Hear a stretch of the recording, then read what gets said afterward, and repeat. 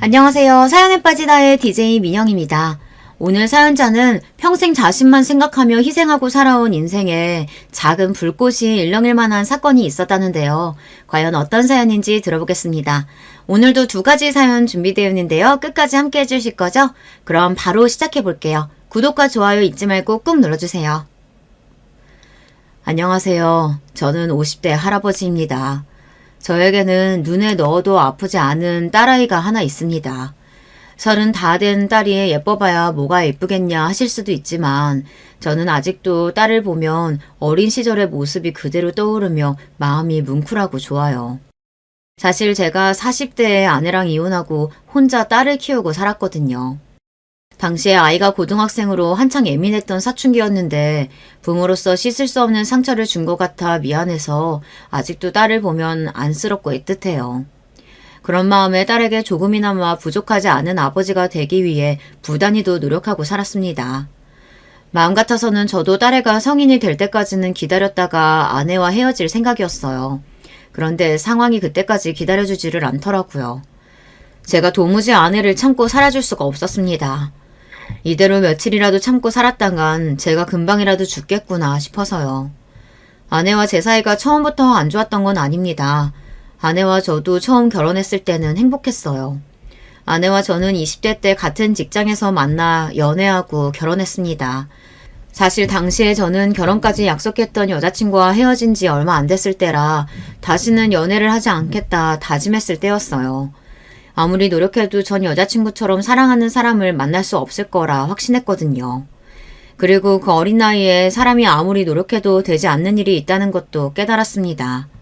저와 전 여자친구는 서로 평생 함께 살고 싶을 만큼 좋아했지만 전 여자친구 부모님의 반대로 헤어지게 됐습니다. 정말 무슨 영화에나 나올 법한 줄거리처럼 검은 정장을 입은 사람들이 제가 사는 집까지 찾아와 차를 태워 대궐 같은 집에 데리고 갔습니다. 그러고는 여자친구의 아버지께서 무슨 조직의 보스 같은 모습으로 나타나 저를 노려보셨습니다. 앞길도 창창한 친구가 이런 실수를 해서야 되겠나. 우리 정숙이는 따로 씩 올리기로 약속한 남자가 이미 정해져 있으니 괜한 기대하지 말고 헤어지게. 연애하는 동안도 전 여자친구네 집안이 보통 집안은 아닌 줄은 알았지만 이 정도일 줄은 몰랐습니다. 무슨 사업을 하시는지 집도 으리으리하고 집안에도 일하는 사람도 많더라고요. 당시에 저야 고작 20대 이제 막 취직한 사회초년생이었으니 바짝 쫄았습니다. 하지만 아무리 무서워도 이대로 여자친구와 헤어지고 싶지 않았어요. 아버님, 지금은 제가 마음에 안 드실 수도 있지만 저 대학도 나왔고 다니는 직장도 탄탄해요. 앞으로 절대 정숙이 고생시킬 일 없으니까 제발 교제만이라도 허락해 주세요. 저 정숙이 정말로 사랑해요. 저는 무릎까지 꿇고 앉아 아버님께 애원했습니다. 하지만 아버님의 눈엔 저는 그냥 하찮은 애송이였어요. 내가 이런 말까지는 안 하려 했는데 자네 참 머리가 나쁘네. 딱 보면 계산이 안 돼?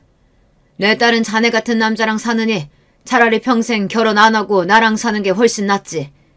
괜히 사랑이니 뭐니 떠들다가 실수해서 자네 같은 가난뱅이랑 살면 평생 지질이 고생만 할 텐데. 그리고 자네는 시골에 계신 부모님 생각은 안 하나. 자꾸 이러면 지금 다니는 직장도 내가 못 다니게 하는 수밖에 없어.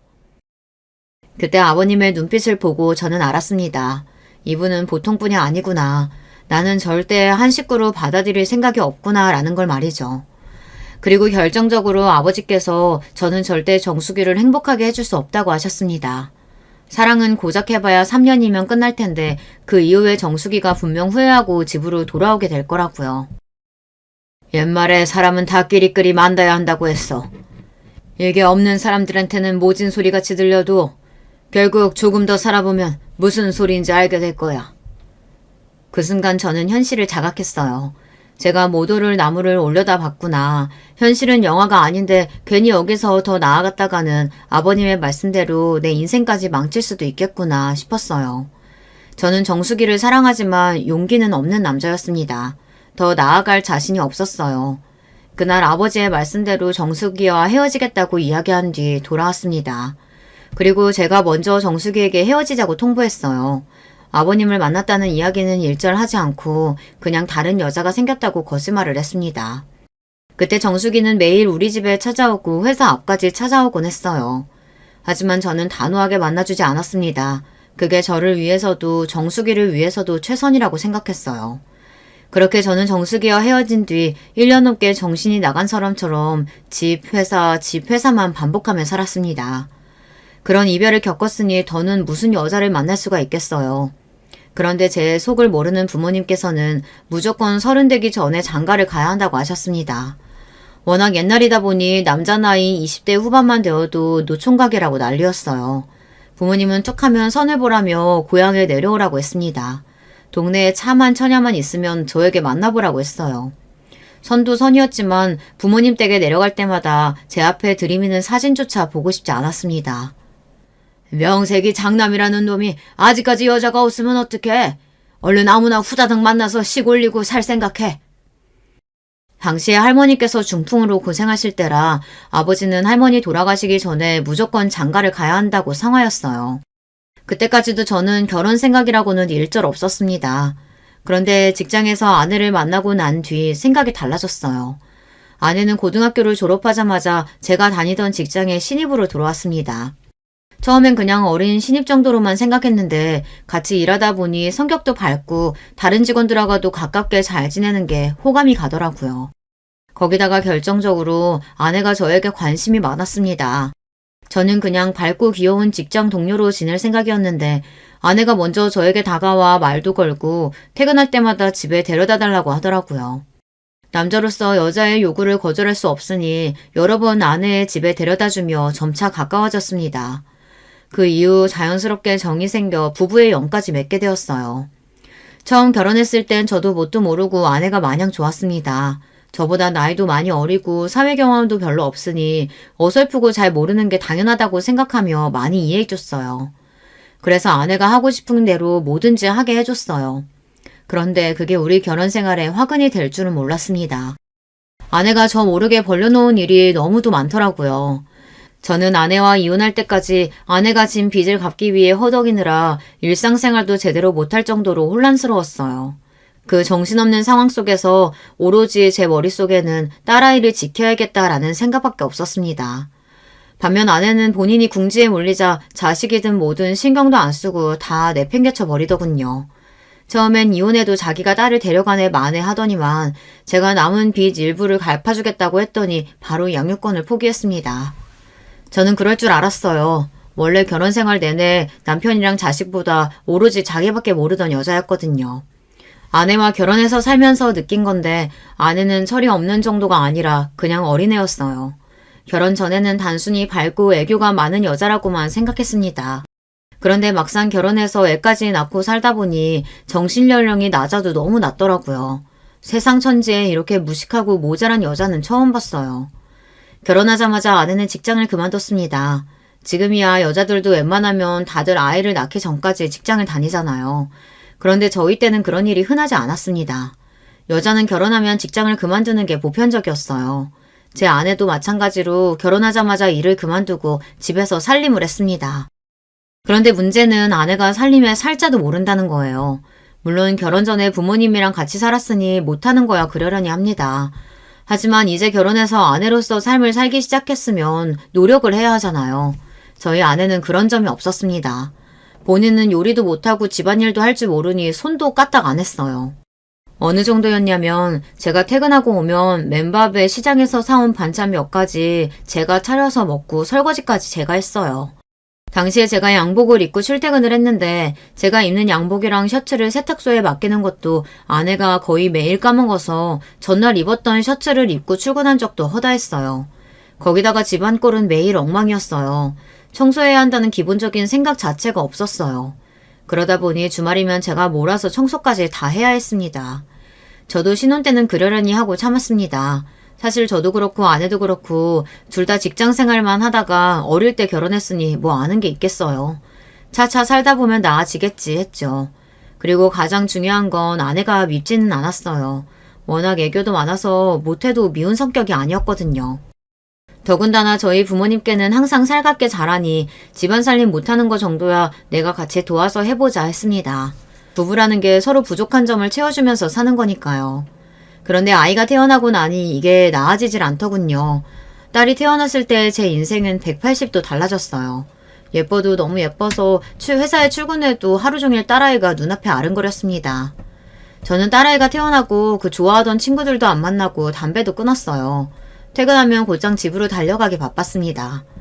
아내와 사이가 틀어지기 시작한 게 바로 그때부터였어요.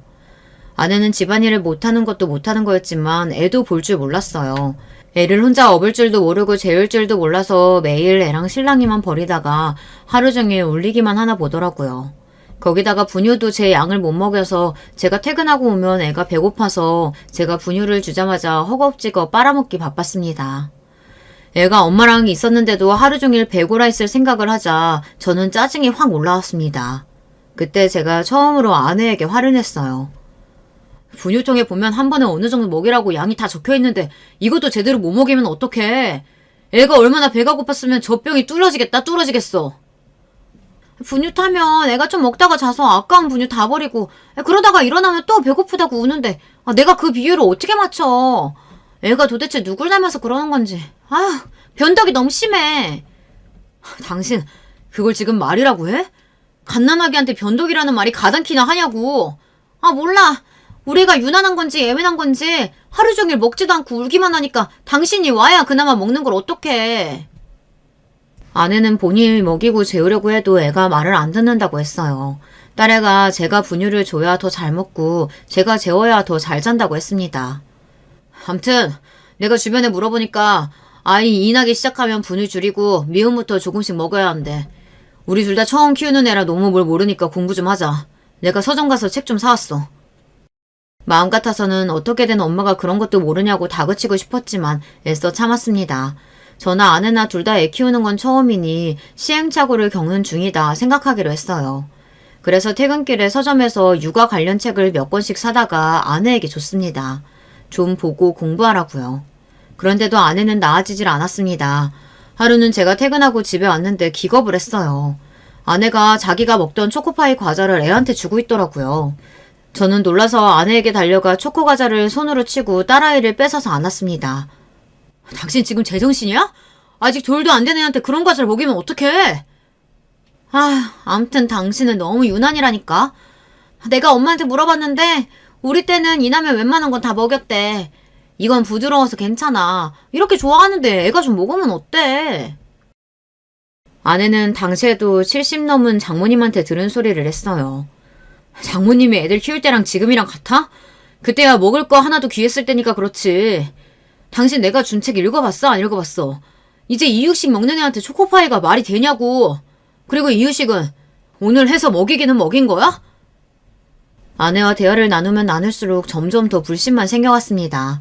이런 여자한테 아이를 맡겨도 되는 건가 싶어서요. 아침에 만들어보긴 했는데 힘들게 해서 먹여도 애가 잘 안 먹어. 그래서 그냥 잘 먹는 초코과자 하나 먹이고 때우려고 했지. 아까 아침에 분유 먹여서 배는 안 고플 거야. 세상 답답해서 천불이 난다는 게 바로 이런 걸 보고 하는 말인가 봅니다. 저는 바쁜 와중에도 육아책을 잠깐 들춰봤는데 아이는 돌 전에 쌀이랑 분유, 채소, 과일 정도 아니면 다른 건 절대 먹이면 안 된다고 적혀있더라고요. 잠깐 본 저도 아는 걸 아내는 역시나 한 장도 제대로 넘겨보지를 않았는지 전혀 모르더라고요. 당신 진짜 심각하다.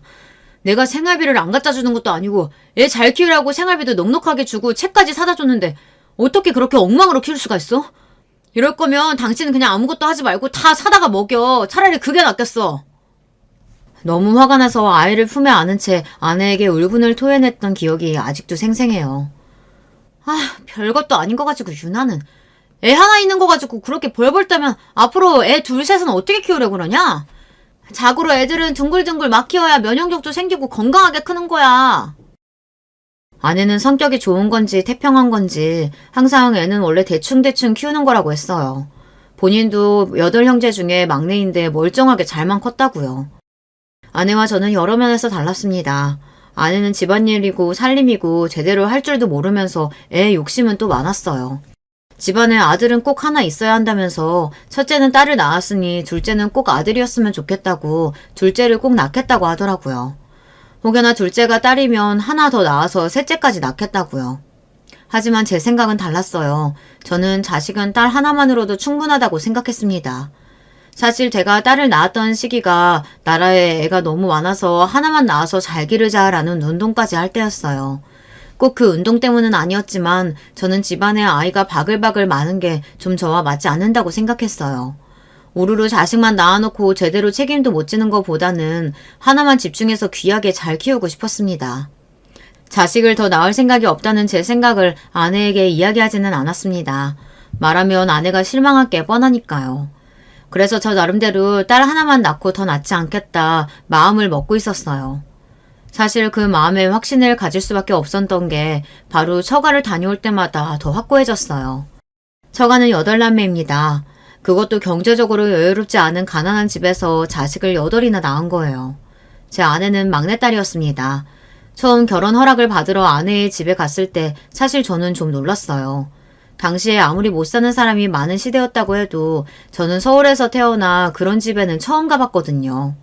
아무리 못 살아도 서울에 그렇게 낡고 오래된 집이 있는 줄은 꿈에도 몰랐습니다. 금방이라도 허물어질 것 같은 판자 건물이 살짝 기울어져서 방에 들어가면 바닥이 경사가 지어있어요.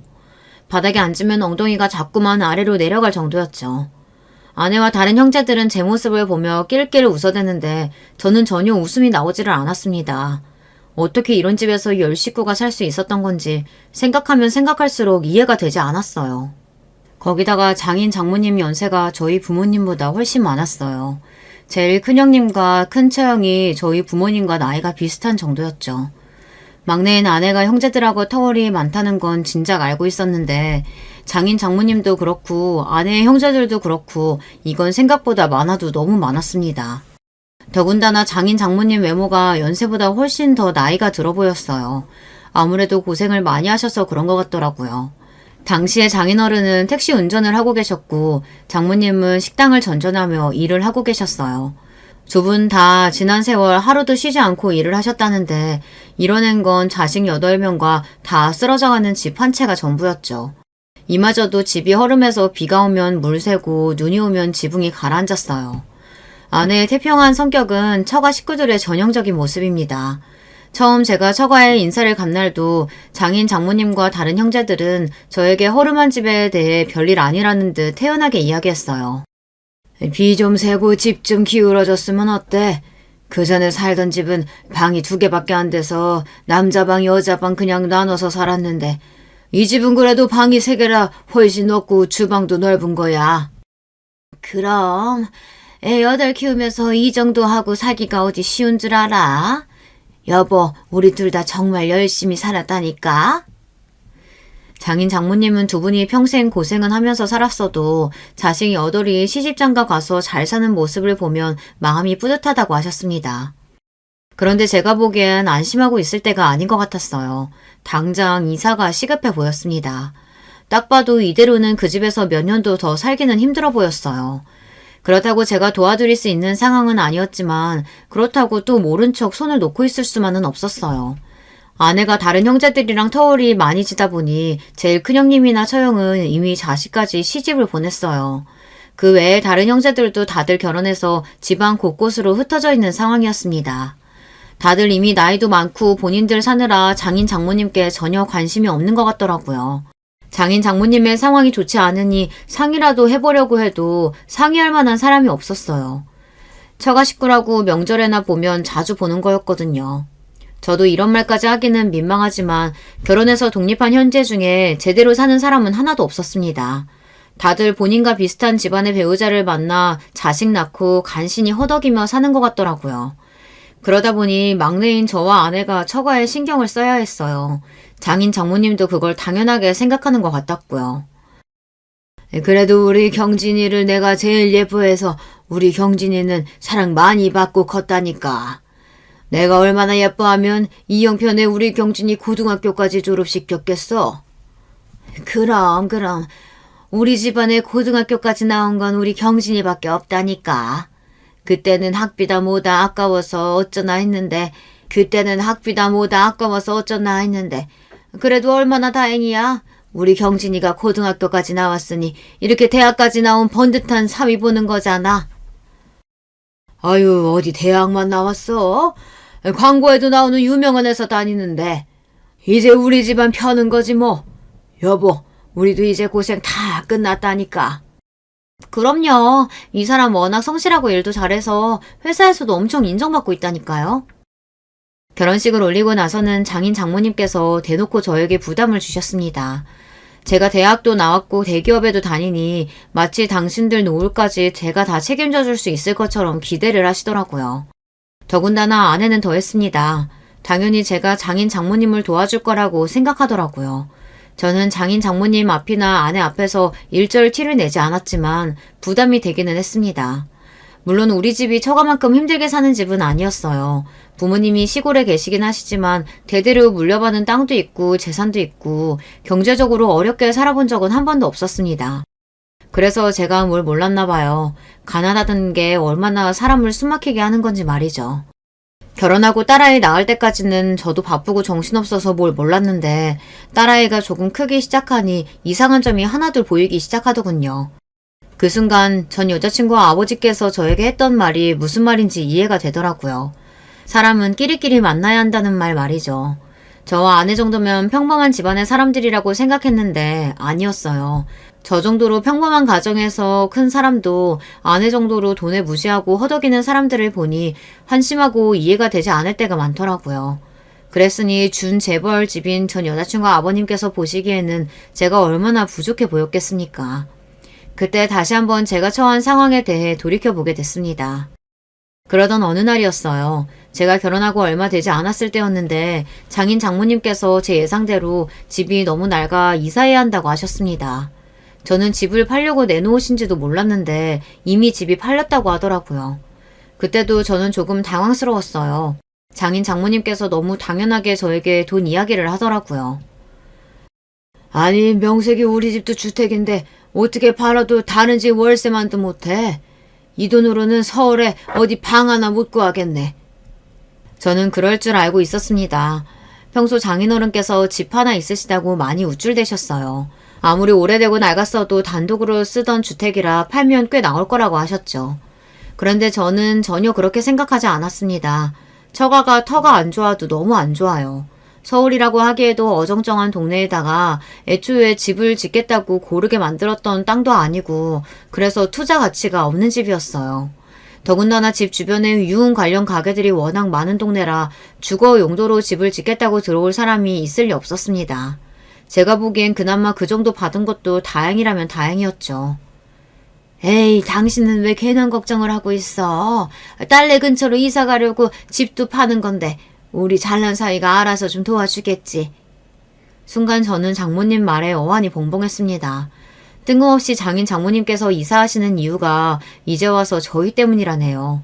더군다나 더 어이없었던 건 아내의 말이었습니다.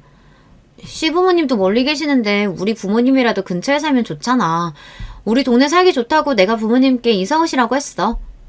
저는 장인 장모님 말씀에 순간 당황해서 아내 눈치를 살폈는데 아내가 저렇게 말을 하더라고요. 저는 전혀 몰랐는데 아내가 우리 사는 동네가 좋다면서 장인 장모님께 이사 오시라고 이야기를 한 거였어요. 저는 도무지 제가 그 자리에서 할 말이 없더군요.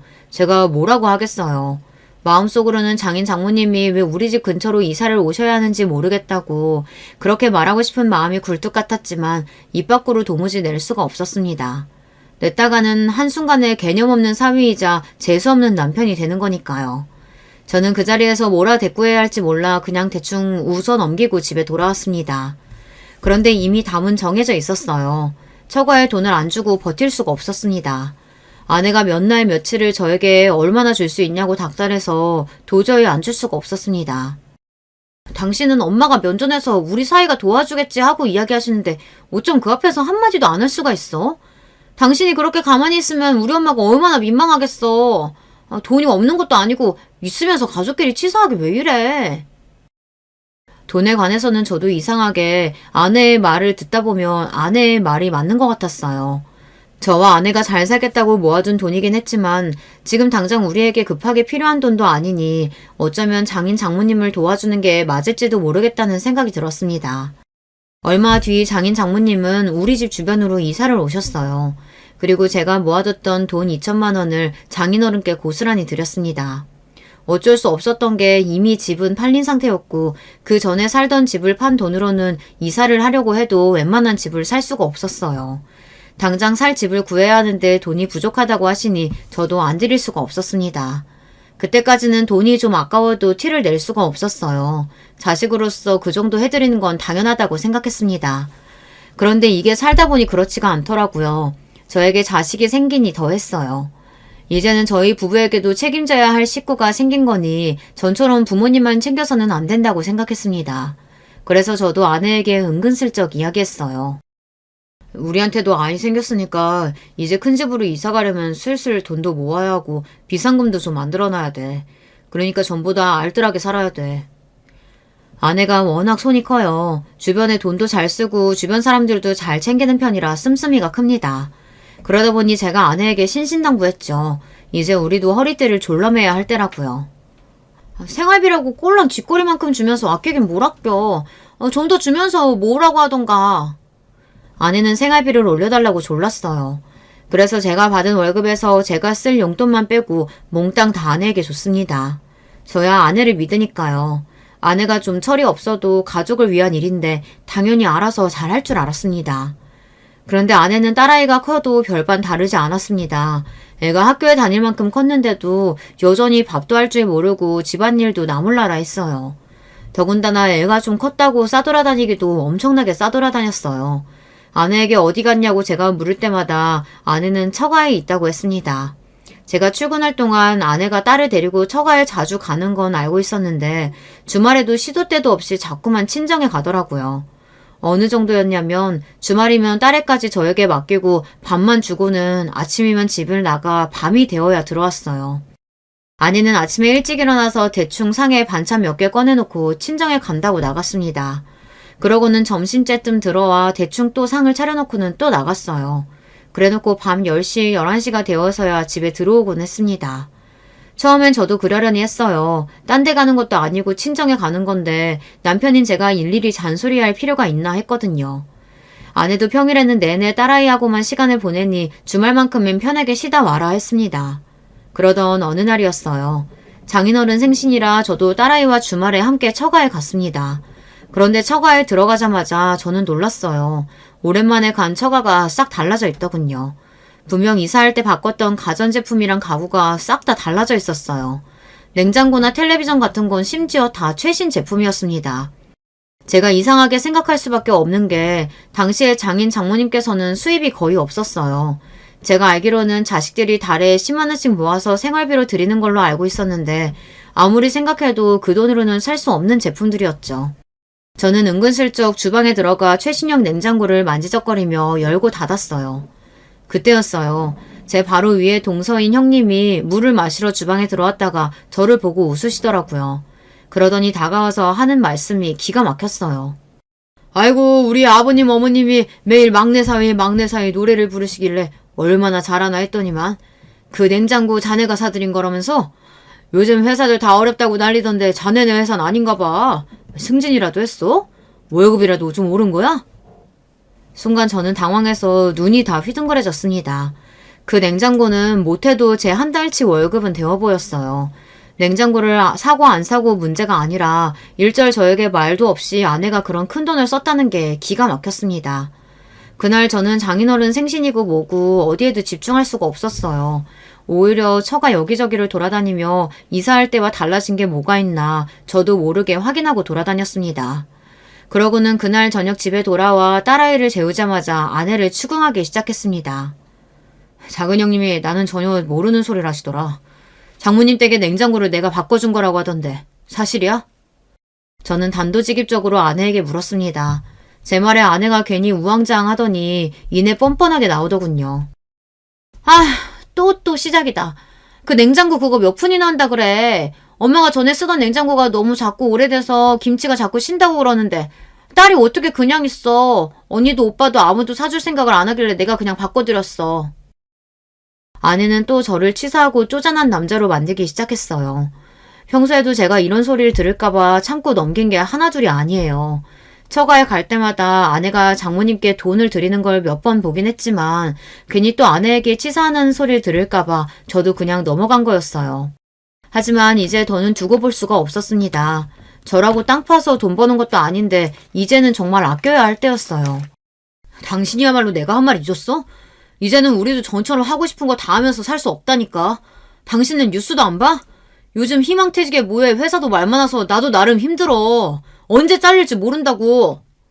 제가 화가 나서 언성을 높이는데도 아내는 전혀 신경을 쓰지 않았습니다. 자기 할 일만 하고 있었어요. 그 모습을 보는데 정말 저도 모르게 혈압이 바짝 오르더군요. 저는 참을 수 없이 화가 나서 아내에게 지금까지 저축한 돈이 얼마인지 통장을 가져와 보라고 했습니다. 그 순간 제 말에 아내가 갑자기 눈을 번쩍이며 미간을 잔뜩 구기더군요. 그러더니 한다는 소리가 저축은 무슨 저축이냐고 했어요. 그깟 월급 얼마나 된다고 저축을 해. 애하고 셋이 살기도 빠듯한데. 말도 안 되는 소리였습니다. 그 나이에 저는 빚도 없고 우리 집도 가지고 있었고 자가용까지 있었어요. 물론 시골에 계신 부모님께서 장남이라고 많이 도와주신 거지만 어찌됐든 빚 하나 없이 애만 키우면 되는데 제 월급이 부족하다는 말은 말이 되지 않았습니다. 저는 그 순간 망했구나 싶었어요. 제가 아내를 믿는 게 아니었는데 제 잘못이다 싶었죠. 저는 최대한 마음을 다잡고 아내에게 다시 한번 좋게 통장을 가지고 오라고 했습니다. 그러자 아내가 쭈뼛거리며 통장을 가지고 왔어요. 저는 다시 한번 충격에 휩싸였어요. 아내의 말은 사실이었어요. 지난 몇 년 동안 제가 가져다 준 월급은 하나도 남아있지 않았어요. 아내는 정말 10원 한 푼 모으지 않고 몽땅 다 써버렸더군요. 저는 너무 화가 나다 못해 눈물이 울컥했습니다. 내가 지난 몇 년 동안 뼈 빠지게 일한 게 도대체 다 어디로 간 건가 싶어서요. 이게 다 뭐야? 생활비 통장에서 100만 원, 200만 원 나간 거 이게 다 뭐냐고! 이 큰 돈을 도대체 어디다가 쓴 거야? 아무래도 이해가 되지 않아 통장에서 빠져나간 내용을 유심히 찾아봤는데 아무래도 이해가 안 되는 목록이 많았어요. 제 말에 우물거리던 아내는 그제야 실토를 하더군요. 글쎄 처가에 필요한 것들이 있어서 사다 드리다 보니 자신도 모르게 큰 돈을 좀 썼다네요. 제가 듣다 기가 막혀서 한숨이 절로 튀어나왔습니다. 제가 바보였습니다. 그동안 장인 장모님 댁에 갈 때마다 새로 생긴 최신형 가전제품들이 다 제 돈으로 아내가 사드린 거였어요. 그뿐만이 아니에요. 알고 보니 다른 형제들과 한 달에 10만 원씩 모아 드린다던 생활비를 아내는 달에 50만 원씩 처가에 드리고 있었더라고요. 언니나 오빠들도 말은 10만 원씩 드린다고 하더니만 본인들도 돈 없고 힘들 때는 도저히 못 내겠다고 하는 걸 그럼 어떡해. 그냥 엄마 아빠 돈 없어서 장도 못 보는 걸 그냥 가만히 놔둬? 나라도 메꿔서 해드려야지. 아내는 말도 안 되는 소리를 잘 되댔습니다. 우리도 생활비가 빠듯한데 50만 원이 도대체 웬 말이에요. 그때였어요. 지금 울고 싶은 건 난데 아내가 갑자기 바닥에 주저앉더니 펑펑 눈물을 쏟았습니다. 그러더니 한다는 말이 가관이었어요. 나도 그러고 싶어서 그런 줄 알아? 당신은 내 맘도 몰라. 가난한 부모 자식으로 살다 보면 어쩔 수 없이 도와드려야 하는 일이 비일비재하다고. 아내는 제가 뭐라고 할까봐 선수를 쳤어요. 본인이 먼저 울어버리면 제가 그냥 넘어갈 줄 알았는지 울음을 그칠 생각을 안 하더라고요.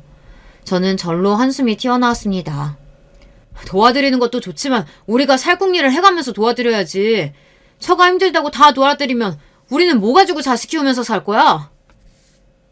제 말에 아내는 아무 소리도 내지 않고 가만히 있었습니다. 본인이 잘못한 거는 아는지 할 말이 없다고 하더라고요. 생활비도 못 모으고 친정을 도와줬다는 이유로 제가 이혼한 건 아닙니다. 아내 말대로 처가가 가난한 게 아내 잘못도 아니고 아내 나름대로는 본인 부모님 일이다 보니 마음이 쓰여서 어쩔 수 없었다고 생각해요. 그래서 그날도 아내와 약속을 했어요. 당신 마음 모르는 거 아니지만 앞으로는 처가에 일 생기면 나랑 무조건 상의하고 결정해. 당신 마음대로 결정해서 나 모르는 일 만들지 말고. 마음 같아서는 다시는 처가에 돈 갖다 주지 말라고 소리를 지르고 싶었지만 저도 나름 배운 사람이니 그렇게 몰상식하게 굴고 싶진 않았습니다. 제가 이 정도만 말해도 아내가 알아들을 거라고 여겼어요. 그리고 아내에게 맡기던 월급도 다시 제가 가지고 왔습니다. 아내에게는 전처럼 생활비만 주기로 했어요. 아내는 갑자기 그러는 게 어디 있냐고 투덜거렸지만 저는 더는 아내를 믿을 수가 없었습니다. 그래서 아내에게 혹여나 친정에 급한 일이 생기면 그때는 저에게 이야기하라고 했습니다. 제가 그 정도로 말했으니 아내도 당연히 제 말을 알아들었을 줄 알았어요. 그런데 제 착각이었더군요. 아내는 말이 통할 만한 사람이 아니었어요. 애초에 저나 딸아이보다 본인 자존심이나 친정이 훨씬 더 중요한 사람이었죠. 그 이후에도 특별히 돈 문제를 일으키지 않아서 제 말귀를 알아들었나 보다 했는데 알고 보니 이 여자가 더 큰 사고를 치고 있었더라고요. 딸아이가 고등학교 때 일이에요. 제가 출근해서 회사에서 일하고 있는데 딸아이가 울면서 전화가 왔습니다. 집안에 웬 아줌마 아저씨들이 찾아와서 깽판을 치고 엄마를 찾는다고요. 저는 너무 놀라서 회사에 이야기하고 급하게 중간에 집으로 달려왔습니다. 그런데 딸 말대로 정말 웬 사람들이 집에 몰려와서 아내를 찾더군요. 이년 어디 갔어? 내 돈 불려준다고 자신만만하게 얘기하더니만 남의 돈 다 날려먹고 이년이 어디로 도망갔냐고. 제 딸아이가 있는 앞에서 아내의 이름을 부르며 욕지거리를 내뱉는 사람들은 다름 아닌 아내에게 돈을 맡겼답니다. 저는 처음 듣는 이야기에 기가 막혀 이게 다 무슨 일인가 싶었습니다. 저는 놀란 딸이 걱정돼서 우선 딸을 방에 들어가 있으라고 하고 사람들부터 진정시켰습니다. 그리고 어떻게 된 일인지 차분하게 물었어요.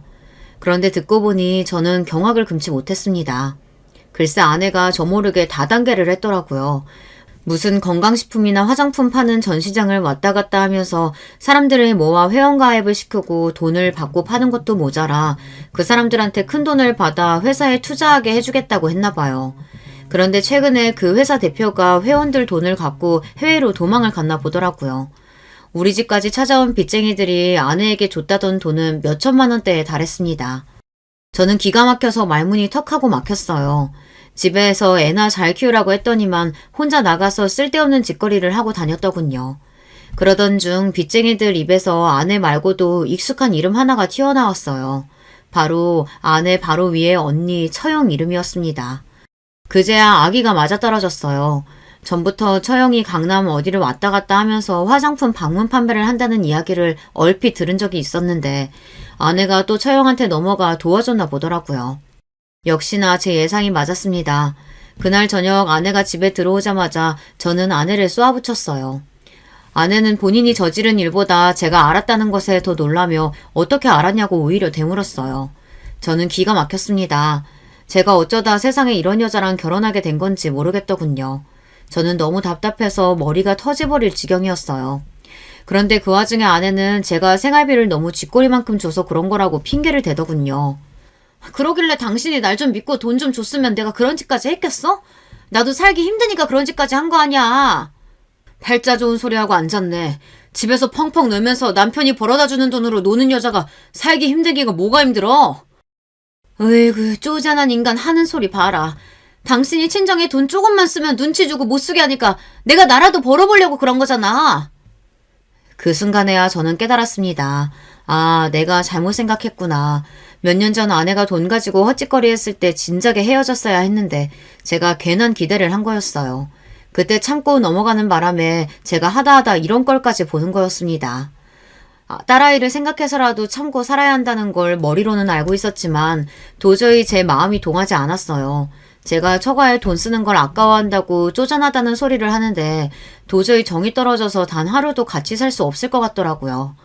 당시에 달에 처가에 들어가는 돈만 100만 원이 가까이 됐습니다. 장인 장모님 생활비에 병원비만 해도 100만 원이 넘게 들어갔어요. 제가 그 정도로 하는데도 쪼잔하다는 소리를 들어야겠습니까?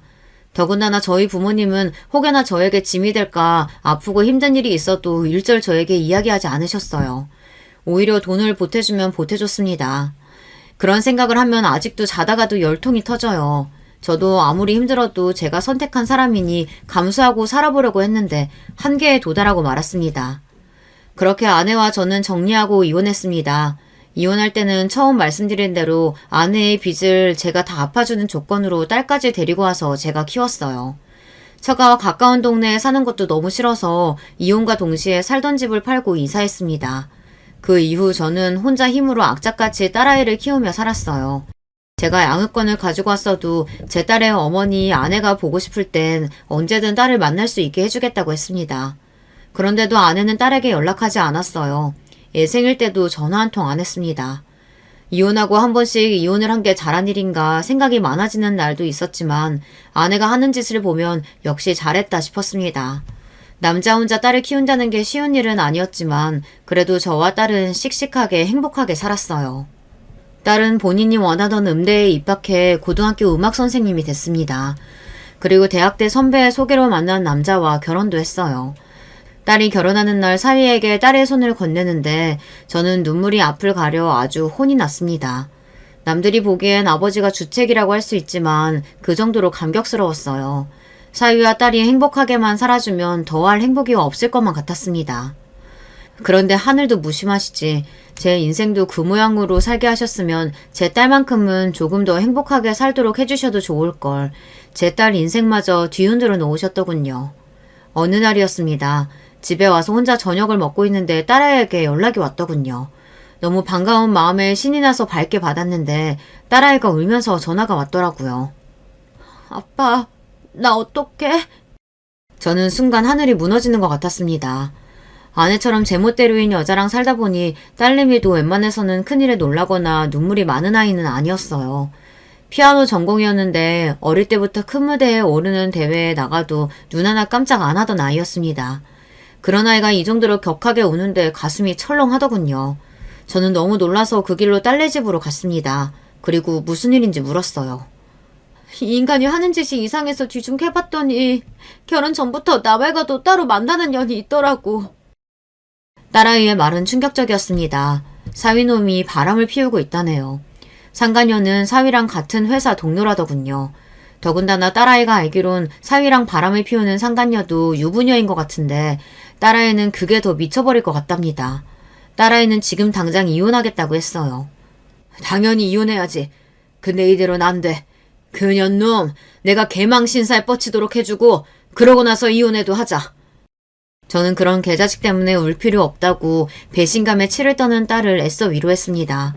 그리고 확실한 증거를 찾을 때까지 딸에게 티를 내지 말라고 했어요. 그리고 며칠 뒤 저는 사위놈과 상간녀가 다니고 있는 회사를 알아내 찾아갔습니다. 그리고 준비한 피켓을 들고 회사 로비에서 소리를 쳤어요. 안성기어 김수철 과장과 김민희 대리를 고발합니다. 제가 고용한 심부름센터에서 받아낸 사위놈과 상간녀가 모텔로 들어가는 사진을 피켓에 붙여 저는 연신 소리를 질렀습니다. 그러자 회사 안으로 들어가던 사람들이 모두 다 수건거리며 들어갔어요. 그런 인간들이 제가 이런다고 반성하지 않을 건 저도 잘 알아요. 하지만 제가 원하는 건 단 한 가지였습니다. 그 년놈이 다시는 얼굴 들고 못 다니게 하고 싶었어요. 여러분, 제 모습을 사진으로 찍어서 여기저기 다 퍼뜨려 주십시오. 그래서 제 사위놈이 다시는 얼굴 못 들고 다니도록 해주세요. 저는 사람들이 많이 모여들면 모여들수록 더 큰 소리로 외쳤습니다.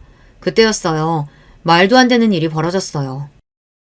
어머, 혹시 철수 아니니?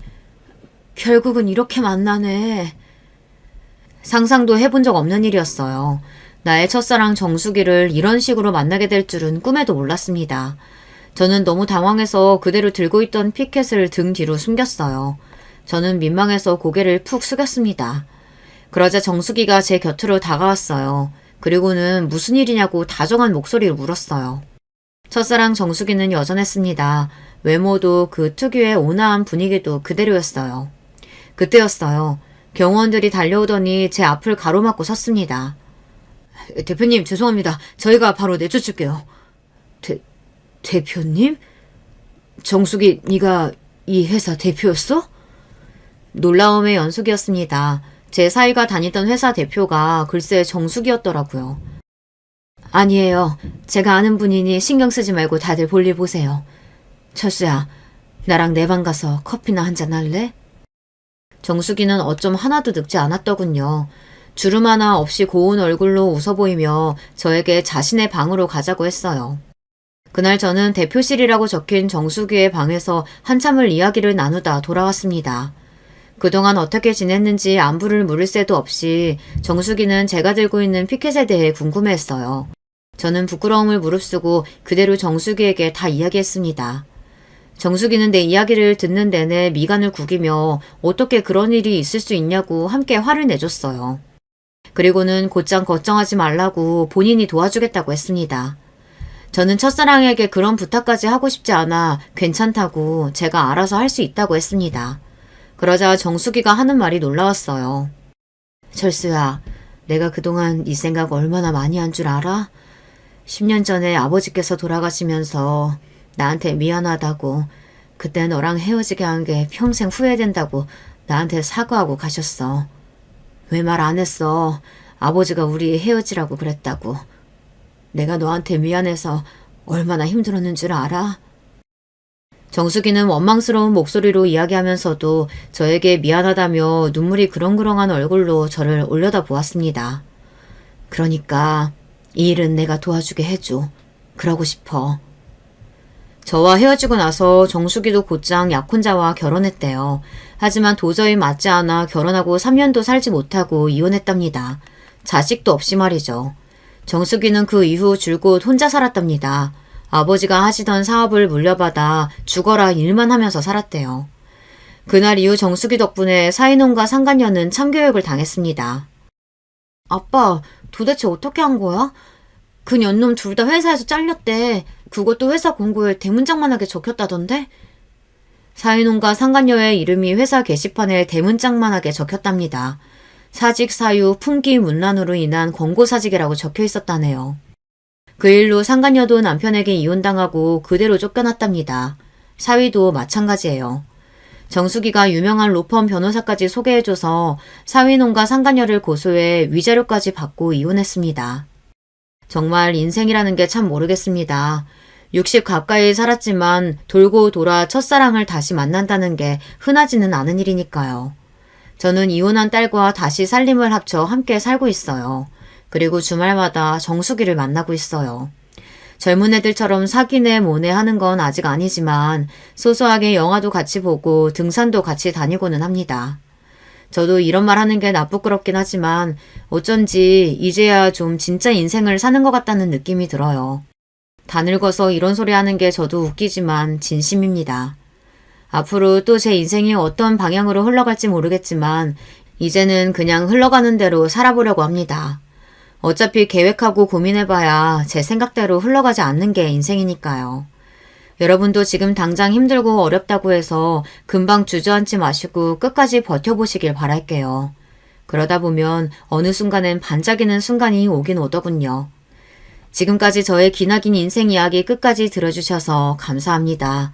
여러분에게는 행복한 순간만 가득하길 바랄게요.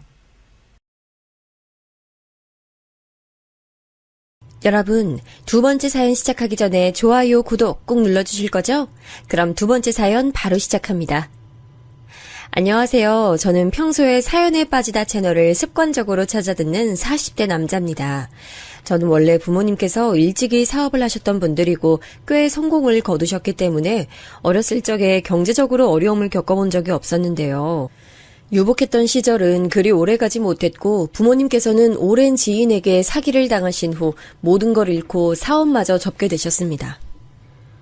동훈아, 넌 커서 절대로 사람 믿고 살지 마라. 어린 내 자식에게 이런 말을 하는 게 과연 옳은 줄은 내가 모르겠지만 도저히 이 말을 안 하고는 못 버티겠다. 동훈아, 너는 돈 관련해서는 사람을 죽었다 깨어나도 믿으면 안 된다. 알았지? 아빠, 어제도 술 엄청 드셨는데 오늘도 많이 드신 거예요? 술 냄새 때문에 머리 아파요. 저 아빠 말씀대로 커서 절대 사람 안 믿는 어른 될 테니까 제발 술 좀 그만 드세요. 그래, 그래야지. 내 새끼 걱정시키지 않으려면 내가 이대로 무너지면 안 되지. 정신 차리고 다시 힘내야지. 내가 우리 동석이, 동훈이 내 새끼들만은 무조건 책임질 거니까 너무 염려 말고 학교 가서 공부만 열심히 하면 돼. 아빠랑 엄마 믿어줘. 그 시기에 아버지께서는 어린 저를 붙잡고 사람 믿지 말자, 함부로 돈 거래하지 말자는 조언을 엄청나게 쏟아놓으셨습니다. 당신께서 직접 당해보신 피해자였기에 그리 말씀하셨죠. 돈도 사람도 전부 다 잃으신 부모님께서는 그때 너무 힘들어하셔서 한때는 정말 우리 네 식구 그냥 다 같이 편하게 잠들자고 그런 적도 있었어요. 이런 세상 더 살아봤자 못하겠냐는 거였죠. 그러나 그 시기를 용케 버텨냈습니다. 저희 형은 고3이었는데 고민 끝에 입시를 포기했어요. 대학을 가는 대신 바로 취업전선에 뛰어들어서 돈을 벌었습니다. 저희 가족이 잘 나갈 때는 빌붙어서 콩고물이라도 받아먹으려고 난리였던 일가 친척들. 막상 저희 가족이 위기에 처하자 전부 다 나몰라라 하고 연락을 끊었어요. 그걸 보고 충격이었는데 저보다 5살이나 많은 형은 친척들에 대한 추억이나 기억이 많으니 더 충격적이었겠죠. 정말 이를 악물고 돈을 벌더라고요. 젊음, 체력, 이걸 미천 삼아서 무작정 쉬지도 않고 일을 했어요. 그걸 알고서 유일하게 저희 가족에게 손을 내민 사람은 바로 외조 부모님이셨습니다. 특히 외할머니께서요. 무정한 당신의 자식들의 눈을 피하면서까지 저희 가족에게 몰래 비상금을 건네주셨습니다. 부모님께서는 절치부심하셨고 다시 사업을 시작하셨죠. 형이 고정적으로 버는 수입이 있었기 때문에 믿을 구석 하나 두고 하신 거였죠. 그 결과 제가 고등학교를 졸업하기 전에 저희 집은 다시 일정 수준의 재력을 보유하게 됐습니다. 저에게 꼭 대학에 들어가서 캠퍼스 라이프를 누려보라고 당부한 형은 그러면서 제 어깨를 두드렸어요. 동훈아, 난 지난 몇 년간의 일로 이 세상에 믿을 건 우리 가족밖에 없다는 걸 느꼈어. 내가 알던 세상, 내가 가진 인맥, 이런 것들은 전부 내게 아니라 우리 집안 돈의 것이었더라. 돈이 사라지니까 우리 가족을 외면한 친척들, 모든 이웃들. 그거 보면서 나 정말 크게 상처도 받았지만 세상을 배운 기분이야. 절대 아무도 믿어서는 안 되고 우리 가족끼리 뭉쳐 살아야겠다는 걸 깨달았어. 저는 제 동경의 대상이었던 형의 말을 아주 귀담아 들었습니다. 대학을 가서도 굳이 부를 과시하거나 자랑하지 않았어요. 부모님 사업은 더더욱 날개를 달고 있었으나 그럴수록 저희 가족은 주변을 경계하고 스스로를 낮췄죠. 저희 가족의 형편이 다시 편 걸 알게 된 일가 친척들이 연락을 해올 때면 엄마께서는 늘 이렇게 대응하셨습니다. 다시 사업 좀 해보려니까 왜 이렇게 들어갈 돈이 많은지 몰라. 그래서 말인데 언니, 혹시 목돈 좀 있어요? 나한테 전화한 김에 혹시 돈 좀 빌려줄 순 없을까? 내가 꼭 갚을게요. 나 못 믿어? 내가 약속이 있어서 나갈 준비였던 걸 깜빡했다. 내 정신 좀 봐. 미안한데 다음에 다시 통화하자. 그러면 반드시 연락이 뚝 끊기게 됐죠. 엄마께서는 역시나 믿을 사람 하나 없다며 혀를 끌끌 차셨고요. 이런 돈과 관련된 인간 불신적인 환경을 아주 예전부터 직접 보고 자란 저는 뼈에 새기고 있었습니다. 그런 제가 몇 번의 연애를 거친 끝에 결혼을 하게 됐습니다. 20대 때는 결혼 생각이 아예 들지 않았는데 30대로 접어들자마자 희한하게 결혼 생각이 절로 나더라고요. 그런 시기에 제가 아내를 만난 거예요. 아내는 대기업 계열사에서 근무를 하고 있었어요. 저는 전공을 살려서 어느 중소기업의 개발팀에 들어가 재직 중이었고요. 아내가 저보다 딱 1살 연하였는데 그래서 그런지 거의 동갑 친구처럼 잘 통했습니다. 저희는 누구의 소개를 통해 만난 사이가 아니라 미술품을 전시하며 커피도 판매하는 갤러리 카페에서 처음 만나 우연히 대화를 나눠봤다가 서로 잘 통한다는 걸 느끼고 연락처를 교환했어요. 그러다 연인으로 발전하게 됐죠. 그렇기에 미혼 남녀가 가질 법한 운명에 대한 환상이 좀 있었습니다. 오빠, 우린 왠지 남들과는 다르게 마치 영화처럼 이루어진 사랑 같지 않아? 나만 우리가 낭만적이라고 생각하는 거 아니지? 나도 그런 생각 자주 해. 누굴 통하지도 않고 우리가 직접 서로를 찾아냈잖아. 우리는 데이트할 때마다 맨날 로맨스 영화 한 편 찍고 있는 셈이지. 지금 생각해보면 아내나 저나 낭만적인 연애 그 자체에 좀 취해 있었던 것 같아요. 진짜로 상대방을 그만큼 열렬히 사랑한다기보단 이런 사랑을 하고 있는 나 자신의 상황에 빠져있는 셈이라고 볼 수 있었네요. 하지만 그때는 객관적인 시간을 가질 수 없었기 때문에 서로에게 강렬히 끌리고 있는 중이라고만 여겼습니다. 딱히 틀린 말도 아니었고요. 나이가 이제 적지 않으니까 자연스레 결혼을 염두에 두고 있긴 했는데 언제 어느 때에 하겠다는 구체적인 계획까지는 없었거든요. 다만 이 여자하고라면 결혼해도 좋겠다라는 생각 정도였죠. 그런데 어느 날 데이트 끝나고 이제 헤어지려는데 아내가 저한테 이렇게 물어왔어요. 오빠는 나한테 청혼 안 해? 나 요즘 되게 기다리고 있었는데 오빤 눈치 못 챘나 봐? 청혼? 아직 우리가 결혼에 대해 이런저런 얘기도 안 나눴는데 무슨 청혼이야? 결혼을 바로 하거나 말거나 어쨌든 오빠에 비해 내가 훨씬 더 조건이 좋고 그렇기엔 내가 더 아까운 사람인데 이런 날 만나면서 오빠가 빨리 청혼을 안 한다는 것 자체가 나는 좀 받아들이기가 힘드네. 네가 나보다 조건이 좋다고? 네가 아깝다고? 난 그런 생각 가지고 널 만난 적이 없는데 넌 설마 여태까지 그런 걸 재고 있었던 거야? 어떻게 안 될 수가 있겠어? 오빠는 부모님도 그냥 작게 사업인가 그런 거 하신다 그러지. 친형도 그 사업이나 거들고 있다 그러지. 가족들이 평범하게 사는 수준이잖아. 근데 우리 집은 평균 수준이 월등하고 나도 오빠보다 좋은 직장 다니고 이러니까 차이가 확 보일 수밖에 없지? 정말 머리가 지끈거려 혼났습니다. 아내는 자기가 저를 선심 쓰고 아량 베풀어서 만나준다는 식으로 표현하더라고요. 저는 집안의 재산 얘기를 정확히 해준 적이 없었기 때문에 아내가 자기 집안이 더 낫다고 생각을 할 수 있을지 모른다는 건 충분히 공감했지만 직접적으로 수준 차이를 운운하니 기분이 오묘했죠. 그때 아내하고는 얼렁뚱땅 대화를 마무리하고 제가 부모님께 결혼에 대해 여쭈어 보았습니다. 현재 만나고 있는 여자친구가 이런 사람인데 결혼 이야기가 나왔다고 말씀드린 거였죠. 그런데 여기서 저희 엄마가 의외의 의견을 제게 주셨는데요. 돈은 우리가 집안에 넉넉히 있으니까 상대 집안의 재산이 얼마인가를 재고 따지고 그럴 거 없어. 단지 아이 낳고 키울 거 생각하면 아무래도 유전자가 중요하니까 머리 똑똑하고 가방 끈 긴 며느리면 난 좋겠네. 집안에 고학력자들 많으면 금상첨화고. 저희 아버지께서는 최종 학력이 고졸이시고 엄마께서는 중졸이셨다가 나중에 검정고시로 고졸 학력을 따냈습니다. 두 분께선 사업적인 감각 같은 건 타고나셨고 배포도 크시지만 고학력자가 아니시기 때문에 아무래도 알게 모르게 아쉬움을 느끼셨나 봐요. 특히 저희 형이 가족을 위해 대학 진학을 포기하면서 역시 고졸로 남게 됐으니 여러모로 이런 부분에 있어서 부모님께서는 나름 생각을 해오신 모양이었습니다. 아버지께서도 이왕이면 당신 며느리가 고학력자이길 바라시는 눈치였죠. 그런데다가 저희 가족이 유일하게 진심을 다하는 외할머니께서도 그런 바람을 밝히셨어요. 이왕 상대를 골라 결혼할 거면 몸 안 쓰고 험한 일 같은 거 안 하면서 살아온 집안이랑 네가 연을 맺으면 좋겠어. 공부 많이 해서 교양 지식 넘치는 집안하고 사돈 맺으면 그처럼 멋진 일이 어딨어. 외할머니께서 그렇게 말씀을 해주셔서 저는 급속도로 아내와 결혼을 생각했어요. 그냥 사귈 때는 별로 염두에 안 뒀지만 결혼을 그리게 되자 아내 조건들이 선명하게 보이더라고요. 아내는 우리나라 최고 명문대 중 한 곳으로 꼽히는 대학을 나왔고 취업에서 어그러져서 비록 본사 입성은 놓쳤지만 대기업의 계열사에 재직 중이었습니다. 저보다 연봉도 높았고요. 그리고 장인어른 장모께서는 별거하고 계셨는데요.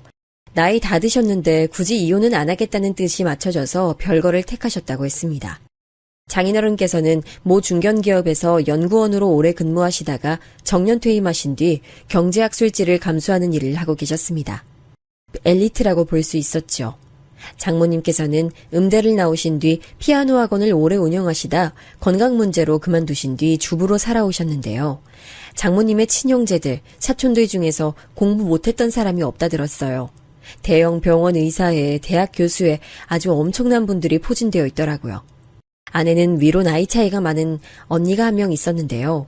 처형께서는 일본 최고 명문대를 나오셨습니다. 그리고 의사와 결혼하셨죠. 한마디로 집안 구성원이 다 엘리트라고 볼 수 있었어요. 불타는 사랑의 감정이 든 건 솔직히 아니었는데 슬슬 결혼해야 하는 나이기도 했고 아내하고 연애하며 크게 다툰 적도 없었고 무엇보다 당사자인 아내가 저와 결혼을 원하고 있었으며 제 가족들도 아내의 조건을 마음에 들어 했으므로 저는 결혼을 결심했어요.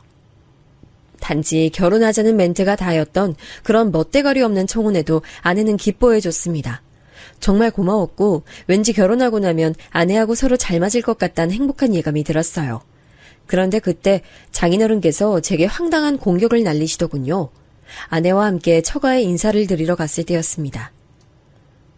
듣자 하니까 전반적으로 배우질 못했고 의식 수준이 하위에 머물러 있는 집안이라는 것이건. 예? 하위라고 하시면 어떻게 하위라고 보신다는 거죠? 이 사람 답답하기는 내가 무려 사자 중에 사자 의사를 사위로 두고 있는 인물인데 자네 같은 흐지부지한 논팡이가 내 눈에 착이라도 할 것 같나? 집안 수준도 영 볼품없어 보이니 내가 자네에게 주는 종합점수가 하위 수준이라고 봐도 좋을 것 같네. 난 우리 작은 딸 자네에게 줄 수 없으니 그런 줄 알고 돌아갔으면 싶구만. 무척 당황했는데 제 옆에서 아내는 몇 배로 더 당황했어요. 당혹스러움으로 얼굴이 시뻘겋게 물들어선 어쩔 줄 몰라 하더라고요. 괜히 제가 미안했습니다. 제 수준이 별로라서 이렇게 됐으니까요.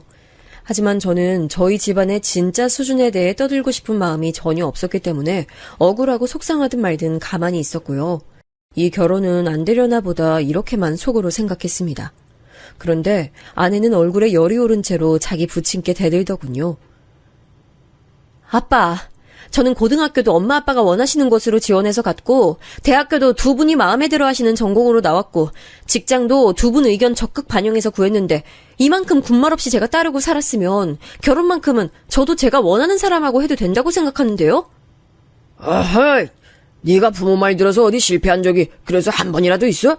너는 네 하나뿐인 언니가 결혼 잘해서 부모한테 효도하는 걸 보고도 지금 겨우 이런 논패기하고 결혼하고 싶다는 소리가 나와? 뭐 하나 특출나게 잘난 구석 한 가지라도 있어야 하거늘 이런 흐지부지한 사내가 넌 뭐가 그리 좋다고 빠져있어? 결혼 같은 대소사가 너는 애들 장난인 줄 알아? 정작 엄마 아빠는 금술 좋은 부부도 아니면서 뭐가 그렇게 당당하다고 자식들 결혼에 이렇게 훈수를 두세요? 진짜 어이없어. 뭐셨지? 너, 내가 눈에 흙이 들어가기 전까지는 이 결혼 절대로 안 될 줄 알아! 결국 장인어른의 분노만 샀죠. 장모님께서는 애초에 바깥 양반이 하자는 대로 따르겠다고 못을 박아놓으셨기 때문에 이쪽에서 도움받는 건 기대하기 어려웠습니다. 하지만 사람 일이라는 게 정말 희한하게 돌아간다는 걸 이때 체감했어요. 왜냐고요? 바로 아내가 임신을 했습니다. 이제 서로 헤어지니 많이 할 때였건만 덜컥 임신을 해버렸어요. 저는 물론 아내도 예상 못했습니다. 그러니까 극악의 확률을 뚫고 임신이 된 경우였는데요. 병원에서 12주라는 결과를 받아들었고 놀랍게 찾아와준 이 생명을 저버린다는 건 말도 안 되는 일이라고 생각했어요. 저희 부모님께서는 엄청 놀라시면서도 우선 축하부터 해주셨습니다. 아가씨 집안에서 드자하니 반대를 좀 한다고 했던 것 같은데 이렇게 됐으니 무조건 둘이 결혼해야죠. 우리는 처음부터 둘이 결혼하는 걸 찬성했어. 지금 이런 말을 남기는 게 모양새는 좋지 않지만 내가 그래도 아가씨한테 이 말을 미리 남기고 싶어요. 살면서 이런저런 힘든 일이 분명히 생길 테고 둘이 싸우기도 하겠지만 동훈이가 뭘 어떻게 하든 우린 동훈이 편에서 아낌없이 지원해 줄 거고 지지해 줄 거예요. 그러니까 아가씨도 이 점을 살면서 유념해뒀으면 좋겠네. 네, 어머님. 무슨 말씀인지 알아들었어요. 오빠는 자기 식구들에게 전적으로 응원받는 것 같아서 좀 부럽네요. 시작은 비록 다사다난했지만 결혼해서 잘 살겠습니다. 엄마 말씀에 아내가 동조를 하며 분위기가 참 좋았는데 반면 처가 쪽은 뒤집어졌어요. 차마 저에게 그 정도 수준으로 대놓고 힐난을 안 하셔서 그렇지 장인어른 장모님 두 분께서 절 대하시는 정도만 보면 못 배워먹은 집안에서 넉넉하지 못하게 자란 놈이 천박한 방법으로 결혼하려고 드는 게 아니 꼽다고 여기시는 것 같았습니다. 특히 장인어른은 저를 무척 못마땅한 눈빛으로 쳐다보시면서 한숨을 푹푹 내쉬셨습니다. 그런데 저는 그러거나 말거나 어차피 제가 장인어른 장모님하고 결혼하는 것도 아니고 제 아이를 가진 아내하고 결혼하니까 이제는 아무렴 어떤가 싶었습니다. 우리 박서방은 의사라서 머리도 좋고 능력도 좋고 거기에 씀씀이까지 좋아서 결혼하면서 집장만을 떡하니 해왔어. 내가 우리 박서방만 생각하면 기가 살아서 어깨에 힘이 절로 들어가고 만나는 사람마다 자랑질을 하고 싶어져서 입이 근질근질해. 근데 자네는 우리가 주문한 적도 없는 손주를 장만해서 우리 집안에 떡하니 들어오는구만. 내가 차마 낯이 팔려서 아무한테도 이런 얘기를 못하겠어. 자네 아주 대단하구만. 아주 대단해. 저도 손주를 이렇게 일찍 이런 식으로 안겨드릴 생각은 맹세코 전혀 없었는데 이렇게 됐으니 좋은 아빠 그리고 좋은 사위로 열심히 살아보겠습니다. 아이고야, 말이나 못하면. 내가 가장 분한 게 뭔 줄 알아? 이렇게 분한데 그럼에도 자네를 사위로 받아들일 수밖에 없다는 작금의 상황이야. 결혼식을 목전에 뒀을 때 인사차 처가에 방문했다가 저는 장인어른께 붙잡혀 된통 설교를 들었습니다. 별거를 하시기 때문에 따로 사시는 분이건만 저의 방문 소식에 굳이 발걸음을 하셨죠. 그런데 손에 뭘 들고 오셨어요?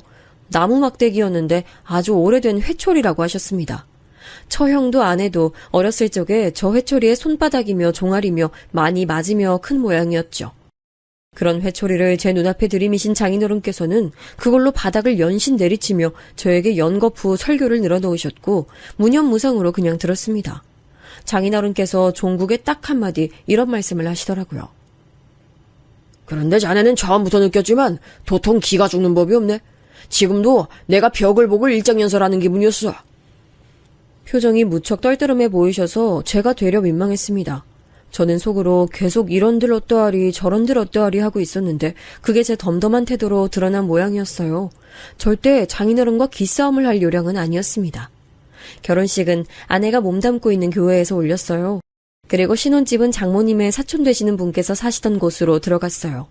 그분께서 사정이 있어서 제주도에 들어가셨는데 그래도 육지에 거처를 남겨둬야 한다고 해서 집 처분을 안 하셨거든요. 그 집에서 저희 부부가 신혼생활을 시작했습니다. 무엇보다 아내의 직장과 위치가 가까워 좋았죠. 결혼하고 나서는 직후부터 정말 정신없는 1년이었어요. 왜냐하면 제 직장에서도 큰 변동이 생겨서 업무를 하나부터 10까지 제가 새로 익혀야 했고 아내의 출산도 있었으니까요. 정말 건강하고 눈에 넣어도 안 아픈 아들이 태어났습니다. 세상에 태어난 제 아들을 처음 봤을 때 제가 눈물이 절로 났어요. 너무 감격스럽더라고요.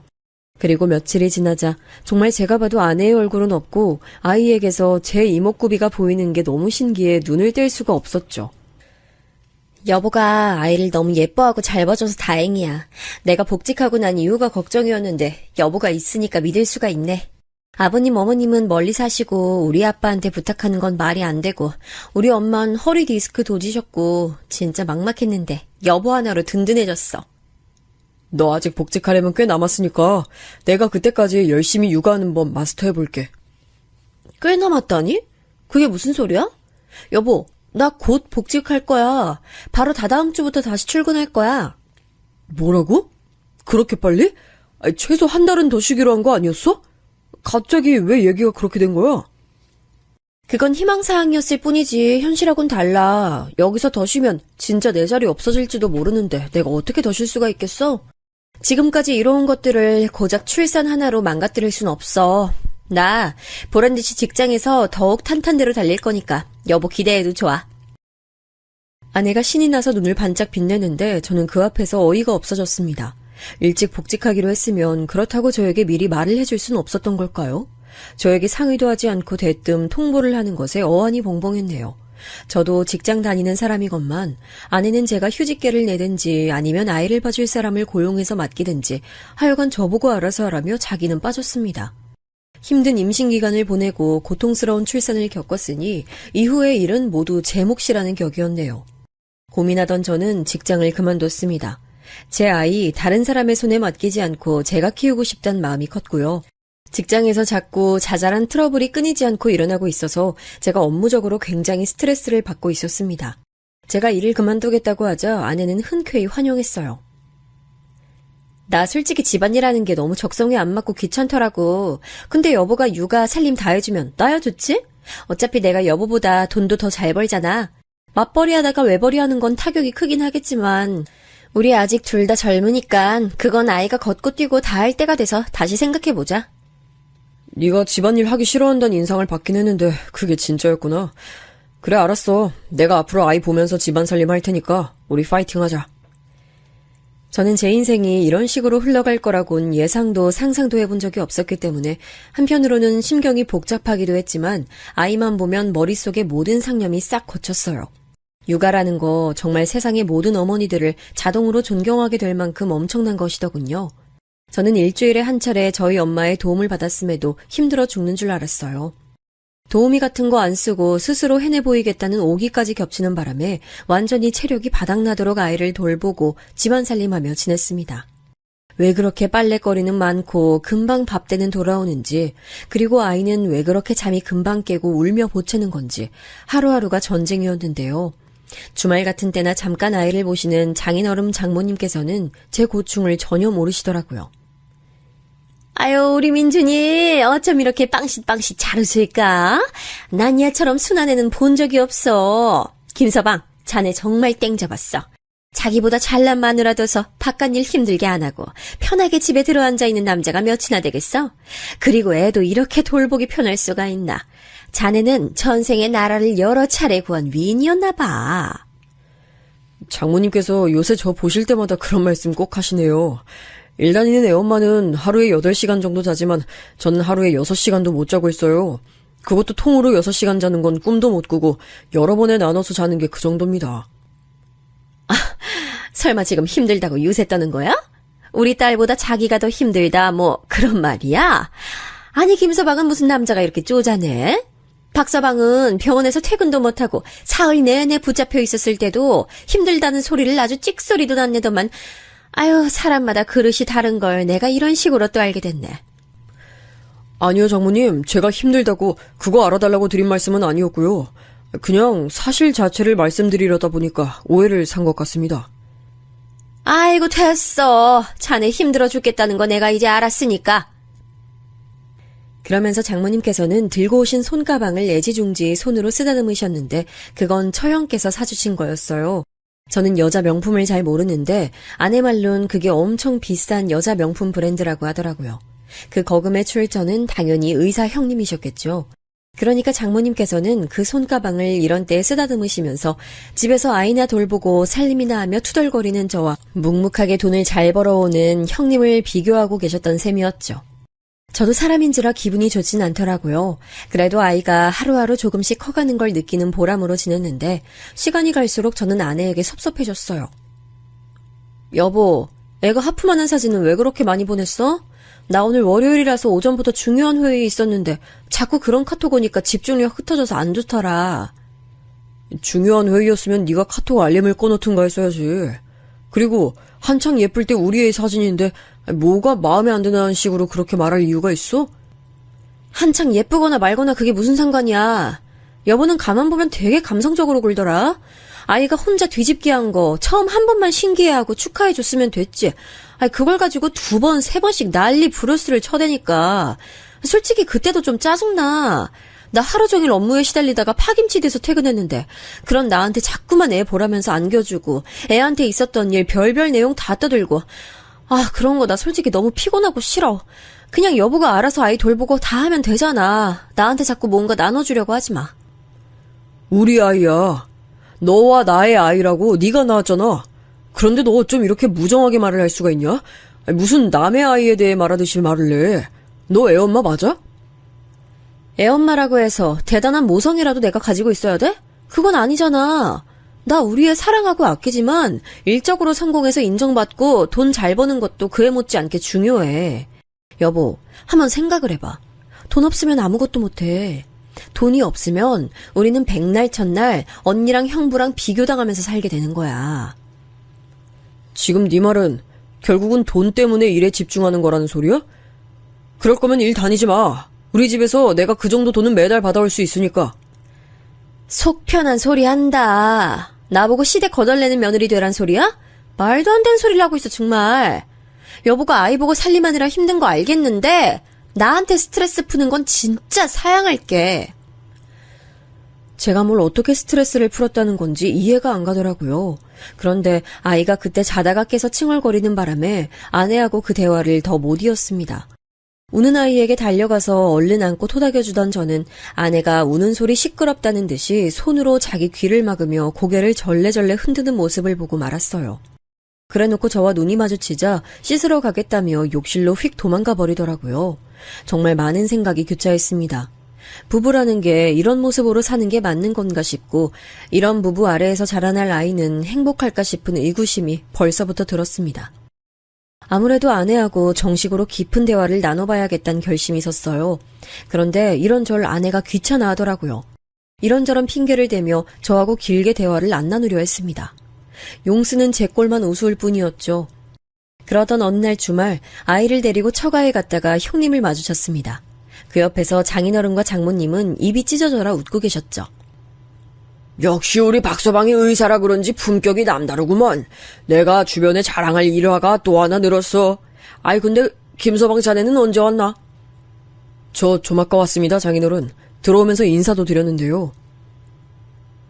그랬나? 전혀 안 들렸는데. 우리 귀염둥이 손주는 건강히 잘 크고 있나?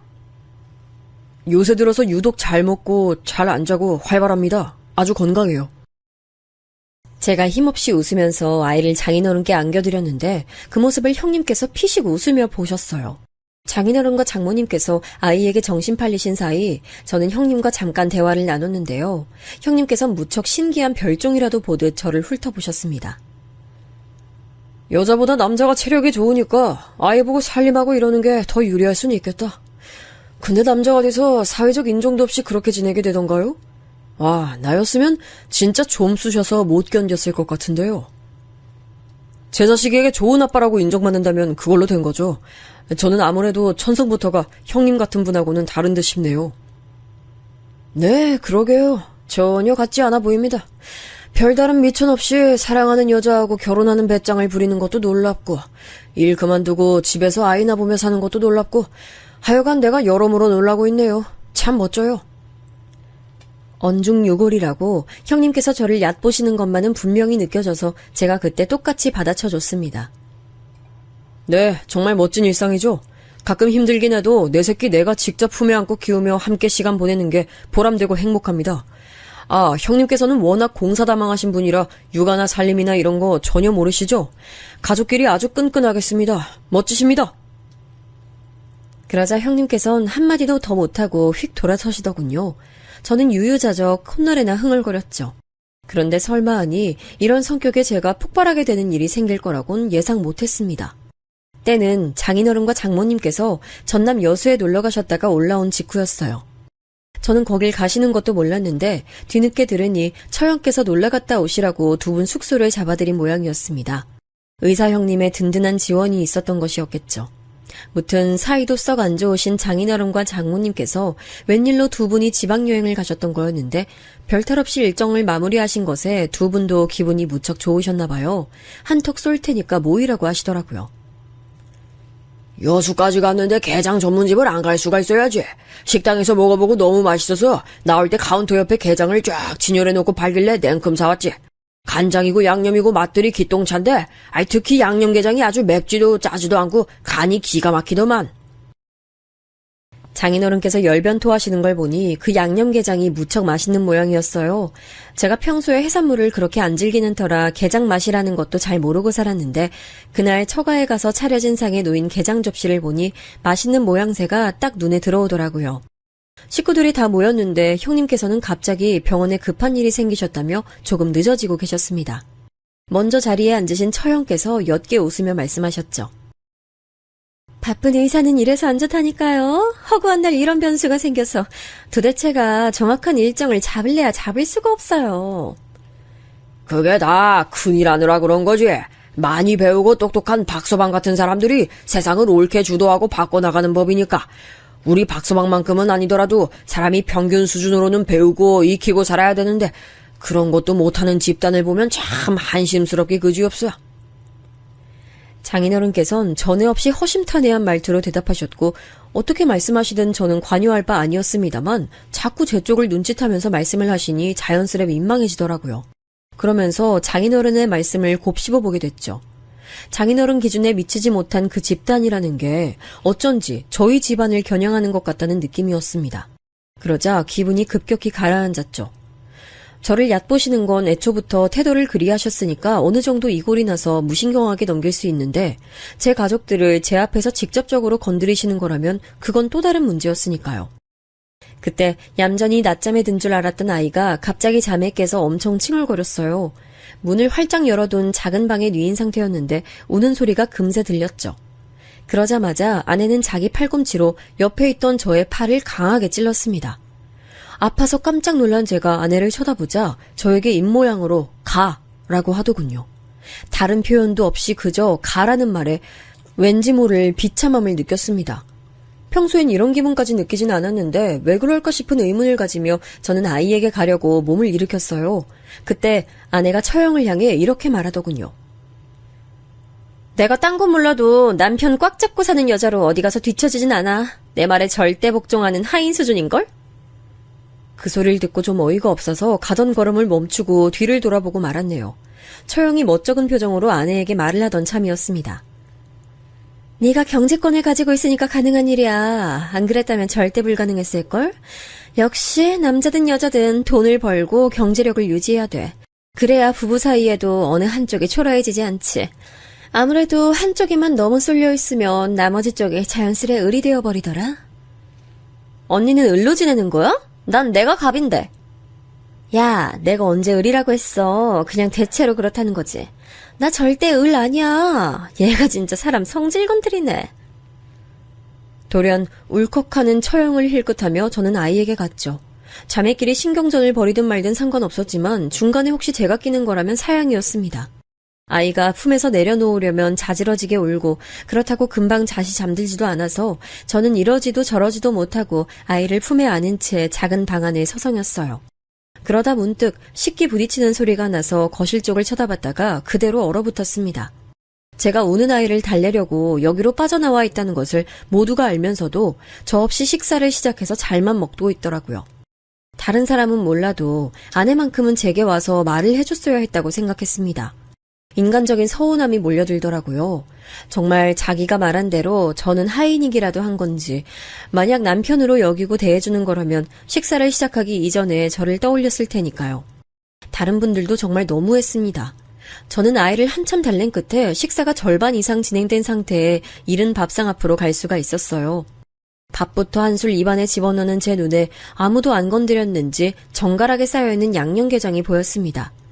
그 그릇에 놓인 건 일부러 아무도 안 건드린 게 분명했는데 저는 순간적으로 아이를 달래느라 밥을 바로 먹으러 오지 못한 저를 위해 이렇게 둔 것이라고 생각했죠. 당연히 그렇게 생각할 수밖에 없었죠. 그래도 다들 나를 이렇게 챙겨주시는구나. 간장보다 양념이 맛있다고 분명히 들었는데 딱 양념으로 남겨다 주셨네. 감사하게 먹어야겠다. 그런 즐거운 생각을 하며 젓가락으로 양념게장을 집어들었습니다. 그리고 입에 가져가서 맛을 딱 한 번 느끼자마자 불호령을 들었어요. 자네, 지금 뭐 하는 짓이야? 뭐 해 먹고 있는 거야? 예? 저 양념게장 먹고 있습니다만 뭐가 잘못됐나요? 아니, 잘못됐고 말고 그건 자네가 아니라 우리 박서방한테 줄 몫이야. 일부러 맛있는 걸로 딱 남겨줬는데 그걸 왜 자네가 먹어? 장인어른, 그럼 저는 뭘 먹습니까? 저는 양념게장 하나도 먹으면 안 되는 건가요? 안 된다기보단 백수 주제에 어디 감히 잘난 의사가 먹을 몫을 가로채냐 이 말이지. 예? 그게 안 된다는 것과 진배 없는 것 아닙니까? 그리고 장인어른, 제가 왜 백수입니까? 제가 혼자 아이 보고 온갖 집안 살림 다 도맡아서 하는데요. 그걸 바로 백수라고 하는 거야. 나가서 땡전 한 푼 벌기를 해 뭐를 해? 장인어른께서는 예전에 장모님께서 피아노 학원 운영 그만두시고 댁에서 살림만 하시게 됐을 때 그럼 장모님을 백수라고 부르셨나요? 그러지 않으셨을 텐데요. 단지 전업주부라고 여기지 않으셨나요? 왜 저는 백수가 되어야 하는지 모르겠습니다. 아니, 백수라 할지라도 양념게장을 먹으면 안 되는 이유를 애초에 모르겠네요. 뭐가 어쩌고 저쩌? 자네 아주 정신머리가 이상하게 발려있구만. 영 대화가 잘 통할 것 같지가 않아. 저는 제가 화가 나야 할 상황이라고 여겼는데 장인어른께서는 저보다 더욱 분노가 치미셨나 보더라고요. 목이 벌겋게 달아오르셔서는 갑자기 벌떡 일어나 거실 어딘가에서 그걸 찾아 집어들고 오셨습니다. 바로 회초리였죠. 일찍 식사를 먼저 마치고 관망하고 있던 아내가 골치 아프다는 듯 손으로 이마를 짚으며 한숨을 내셨습니다. 그 반응에 저는 아내가 이 어이없는 상황에서 제 편을 들어줄 의사가 없다는 걸 확인했죠. 그러자마자 저도 모르게 피식 웃음이 나오더군요. 그간의 나날들이 부질없었다는 생각부터 머릿속에 피어올랐습니다. 저도 이유는 모르겠고 그냥 그런 생각이 들더라고요. 뭐야, 웃어? 김서방 자네 정말 좋은 말로 해서는 알아들을 작자가 아니로구만. 내가 진작에 만만치 않은 상대임을 알아봤지.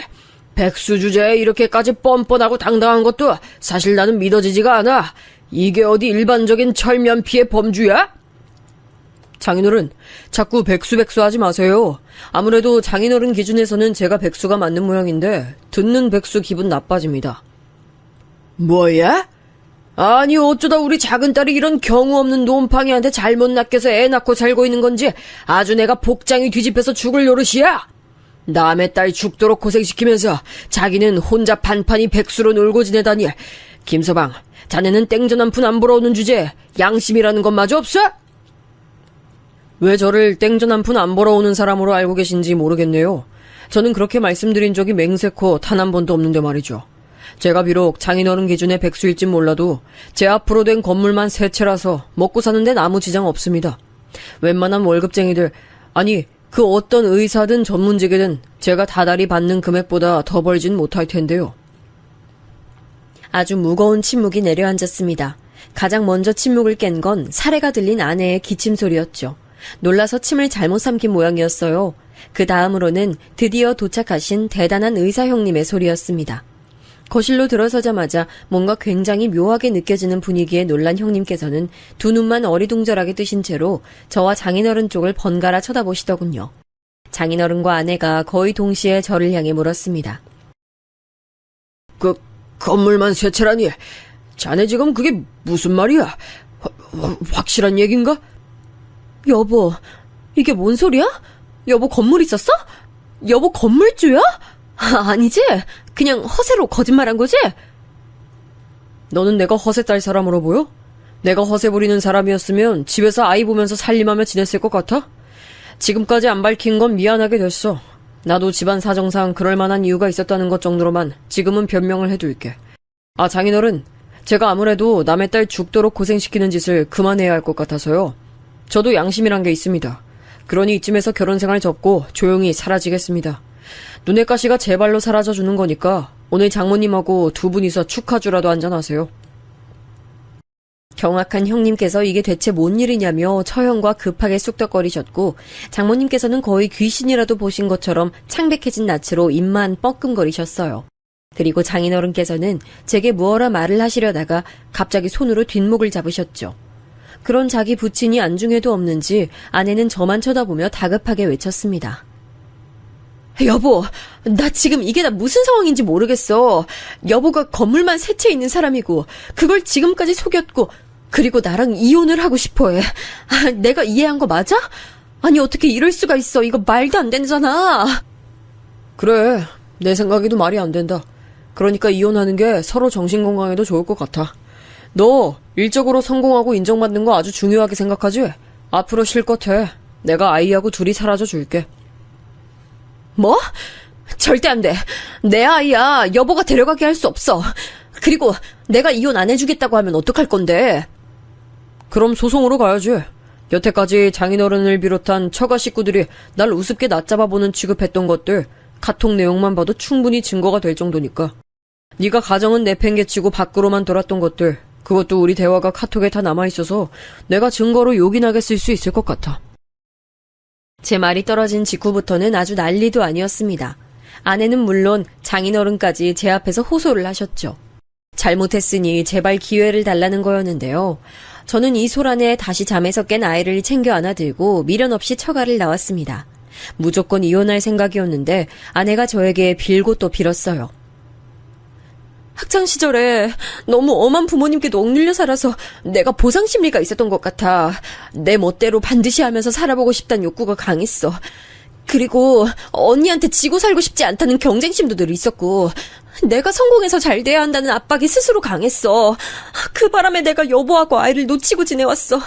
내가 어리석었고 진짜 잘못했어. 여보 내가 미안해. 앞으로 잘할게. 어?